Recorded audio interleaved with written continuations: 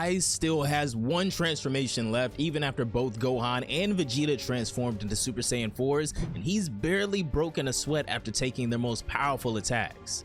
Dragon Ball AF Chapter 3 begins on the planet of the Kais, with Old Kai and Kibito Kai being their regular selves, one peeping on a woman and one peeping on conflicts on Earth. Kibito Kai begs Old Kai not to be so easygoing because terrible things are happening right now. Terrible things, huh? Old Kai asks. Kibito Kai tells him that it turns out Frieza, the guy who, remember, tried to take over the galaxy a while ago, had a son. That son of his is seeking strong opponents, Goku in other words, so he's come to Earth. Elder Kai still doesn't seem too worried because even without Goku, surely whoever this guy is no match for Vegeta and Gohan, right? Well, unfortunately, he'd be very wrong here, as Kibito Kai confirms that this guy is at least 10 times stronger than Frieza, and he's giving all of the Z fighters, not just Gohan and Vegeta, a pretty tough time right now. Elder Kai grabs the crystal ball and takes a little gander at the battle on Earth right now, but even with their own capabilities and how much they've been able to help the Z fighters in the past, there's really no hand they can play right now. Kibito Kai asks if their only choice is to revive Goku, but unfortunately, that's out of the question as well. So as much as they want to do something, they've got no choice but to leave it up to Vegeta and Gohan at this point. But Elder Kai makes a point to mention that if they can't overcome a trial of this scale, then the Earth will be doomed anyway. A little bit of foreshadowing here. Kibito Kai doesn't understand at first, but Elder Kai tells him in due time it'll all be clear. But at any rate, all they can do is watch over them at this point.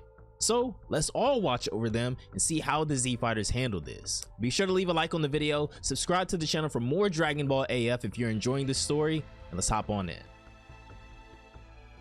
Back on planet Earth over at Kame House, Roshi couldn't have a care in the world, but Krillin and 18 can both sense massive ki clashing far off in the distance.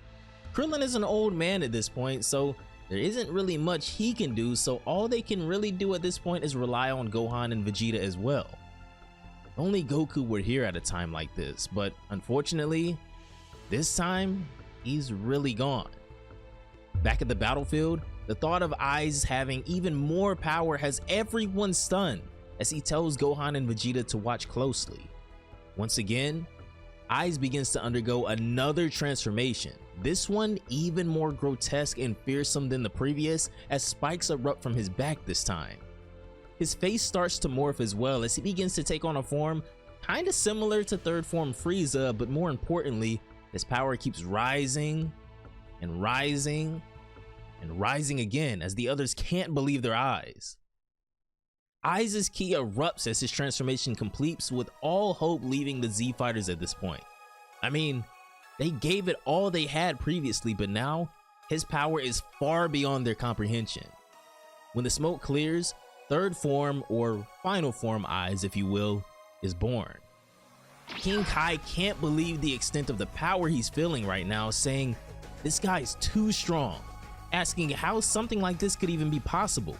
Who would have thought that Frieza would have a son? It might be over for not only the Earth, but the entire universe at this point, he says. Now that Goku's not here, they have no hope of defeating someone like this. Aiz's ki is so sinister now, so powerful, that the mere pressure of him standing in front of them is causing those weaker to pass out all over the battlefield. I mean, Pan is literally in pain from the pressure of his ki, and Oob is frozen solid. Aiz makes the first move, charging at Gohan, but he goes right past him and creases Oob with a monstrous punch to the gut with incredible speed that no one was able to track. He's so fast, Vegeta says, as Aiz sends Oob flying across the battlefield and then turns his attention to his next victim.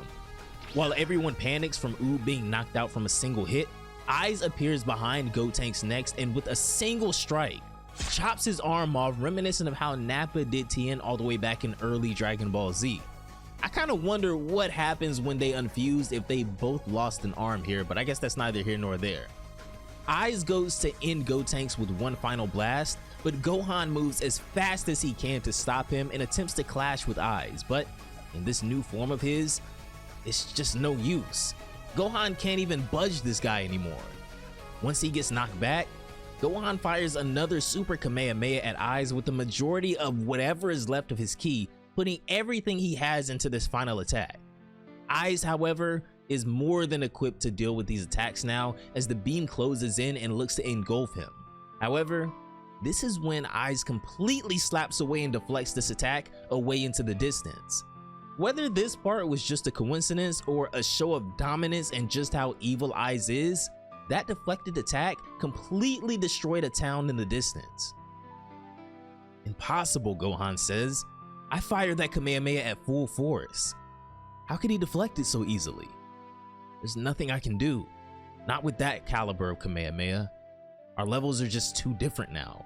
The air has completely left the battlefield now, and it seems like any hope the Z Fighters had left has been sorely depleted.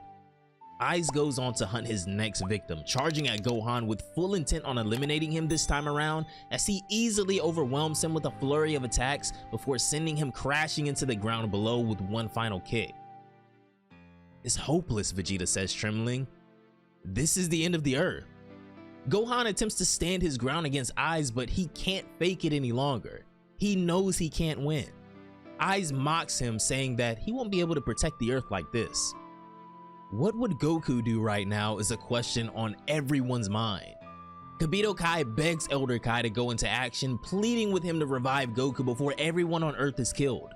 However, Elder Kai continues to hesitate, weighing the consequences of not helping those on Earth right now versus reigniting the tragedy they just overcame with the defeat of Omega Shenron a couple years prior.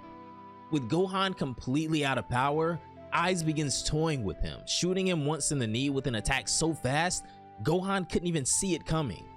What followed next though was just completely sadistic. Aiz repeatedly shoots Gohan over and over again, much like his father did to Piccolo back on Namek all those years ago with his crazy death beam attack, completely dismantling Gohan's demeanor and breaking him down in the process.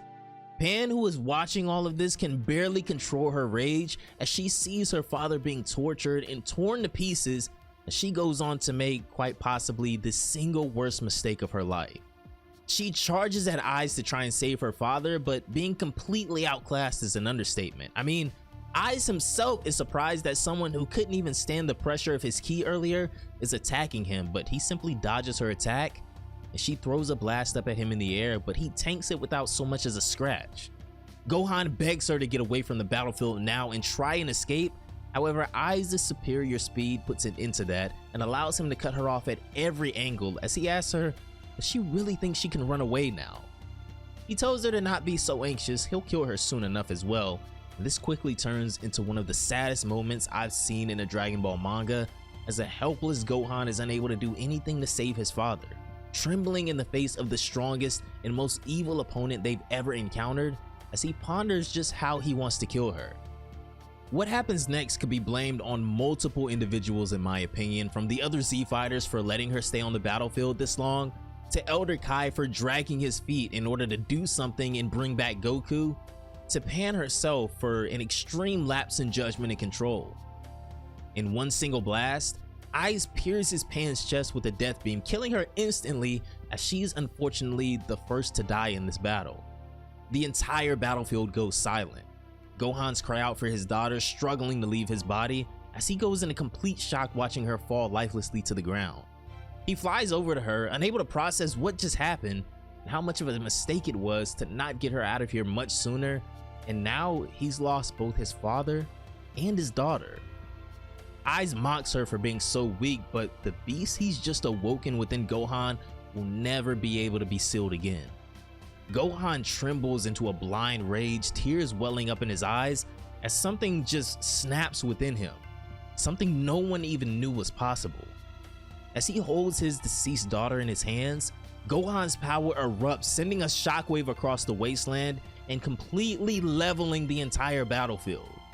This eruption of ki is even more devastating than Aiz's most recent transformation, as Gohan's entire appearance completely changes. His skin darkens, his hair lengthens, and begins to change colors as well, and the signs of rage are imprinted on his face.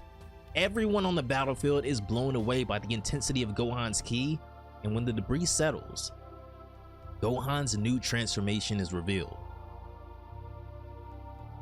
Gohan's new transformation is here. This is Super Saiyan 5 Gohan, the culmination of every bit of Saiyan and human potential that Gohan has, fueled infinitely by his unbridled rage. In the blink of an eye, he disappears from the crater and appears in front of the one-armed Gotenks, who he gives Pan to, and then he goes back to deal with Eyes once and for all. Super Saiyan 5 Gohan and Eyes face off against each other, with Eyes saying that it looks like he's changed forms again, hoping that this time he'll be a little more worth his attention.